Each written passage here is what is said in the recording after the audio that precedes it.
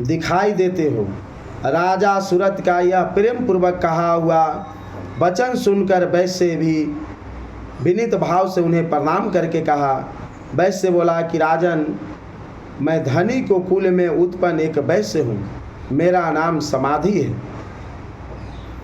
और मेरे दुष्ट स्त्री पुत्रों ने धन के लोभ से मुझे घर से बाहर निकाल दिया।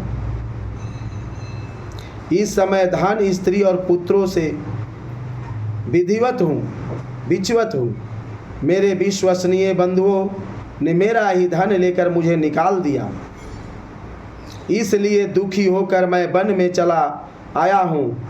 यहाँ रहकर मैं इस बात को नहीं जानता कि मेरे पुत्रों की, स्त्री की और स्वजनों की कुशल है या नहीं।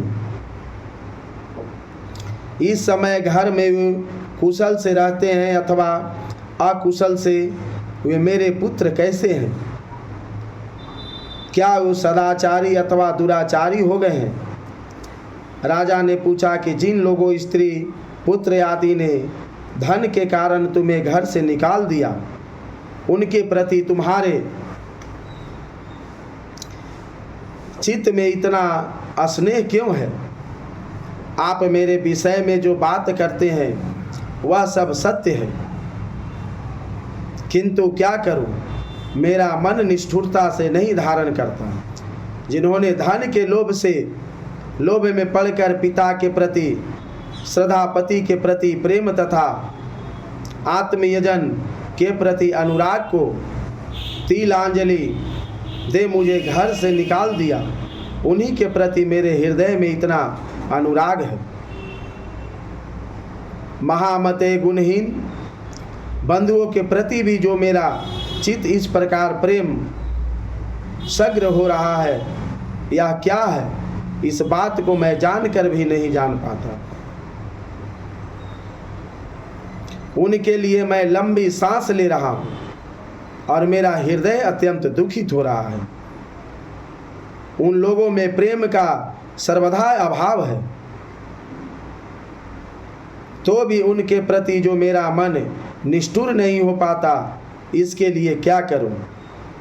मार्कंडेय जी बोले कि ब्रह्मांड तदंतर रजाओं में श्रेष्ठ सूरत और वह समाधि नामक वैश्य दोनों साथ साथ मेघा मुनि के सेवा में उपस्थित हुए और उनके साथ यथा योग्य न्याय अनुकूल विनयपूर्ण बर्ताव करके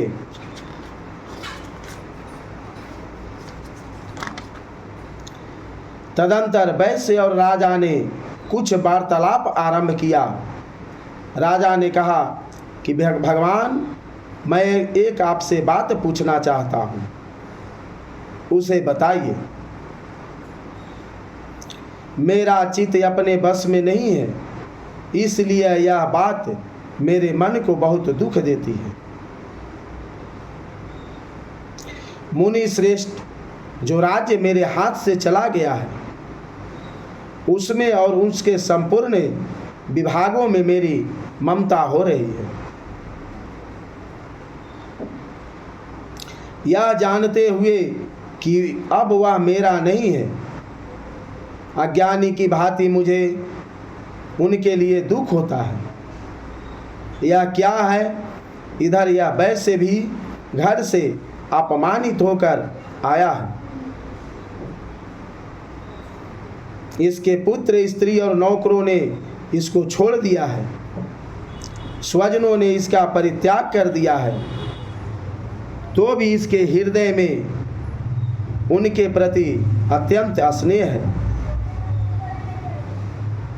इस प्रकार यह तथा मैं दोनों ही बहुत दुखी है, जिसमें प्रत्यक्ष दोष देखा गया है और उस विषय के लिए भी हमारे मन में ममता के द्वारा खिंचाव पैदा हो रहा है।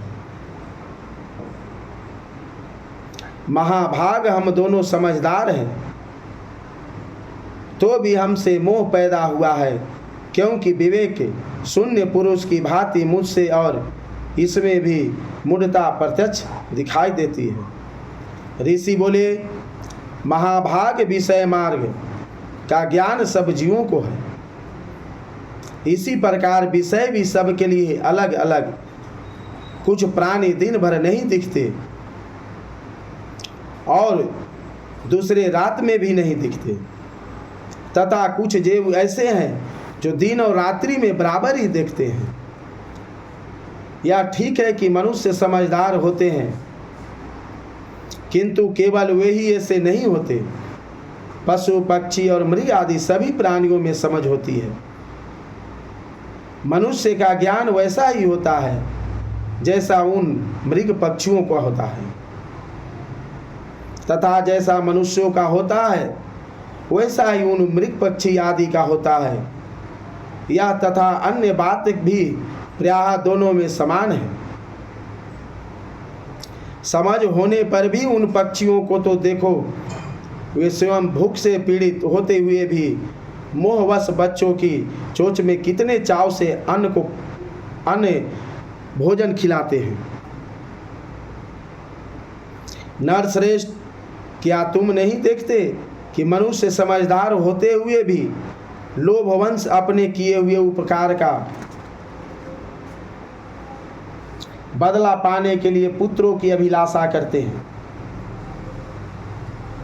यद्यपि उन सब में समझ की कमी नहीं है, तथापि वे संसार की स्थिति, जन्म मरण की परंपरा बनाए रखने वाले भगवती महामाया के प्रभाव द्वारा ममता मैं भंवर से युक्त मोह के गहरे गड्ढे में गिराए जाते हैं।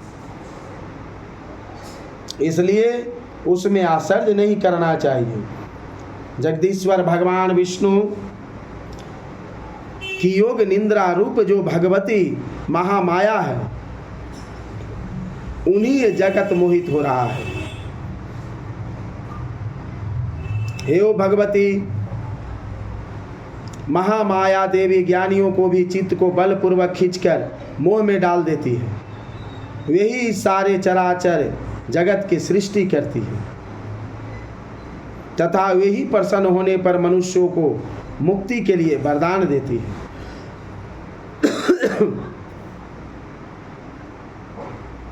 वही पूरा विद्या, संसार बंधन और मोक्ष की कारण भूता सनातनी देवी तथा संपूर्ण ईश्वरों को भी अधीश्वरी है। राजा ने पूछा, जिन्हें आप महामाया कहते हैं, वे देवी कौन है? ब्राह्मण, उसका आविर्भाव कैसे हुआ तथा उनके कार्य कौन कौन है? ब्रह्मा देवताओं में श्रेष्ठ महर्षि उन देवी का जैसा प्रभाव हो, जैसा स्वरूप हो और जिस प्रकार प्रादुर्भाव हुआ हो, वह सब मैं आपके मुख से सुनना चाहता हूँ। ऋषि ने कहा, राजन, वास्तव में वे देवी नित्य स्वरूपा ही है। संपूर्ण जगत उन्हीं का रूप है तथा उन्होंने समस्त जगत व्याप्त कर रखा है। यद्यपि उनका आविर्भाव अनेक प्रकार से होता तो वह मुझसे सुनो। यद्यपि वो नित्य और आजन्मा तथा जब देवताओं का कार्य सिद्ध करने के लिए प्रकट होती है, उसी समय संसार में उत्पन्नता कहलाती है। कल्प के अंत में जब संपूर्ण जगत एक ही महासागर में डूब रहा था और सबके प्रभु भगवान विष्णु शेषनाग की शया पर योग निद्रा का आसर ले सो रहे थे, उस समय उनको कानों की मैल से दो भयंकर असुर उत्पन्न हुए, जो मधु और कैटभ के नाम से विख्यात हैं। ये दोनों ब्रह्मा जी का वध करने के उद्यत हो गए। भगवान विष्णु के नाभि कमल में विराजमान प्रजापति ब्रह्मा ने जब उन दोनों भयानक असुरों को अपने पास आया हुआ और भगवान को सोया हुआ देखा, तो एकाग्रचित्त होकर उन्होंने भगवान विष्णु को जगाने के लिए उनके नेत्रों में निवास करने लगे।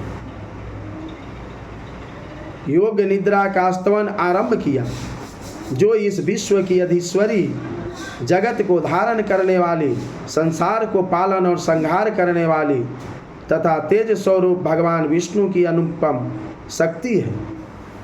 उन्हीं भागवती निद्र देवी निंद्रा देवी की भगवा ब्रह्मा स्तुति करने लगे। ब्रह्मा जी बोले कि हे देवी,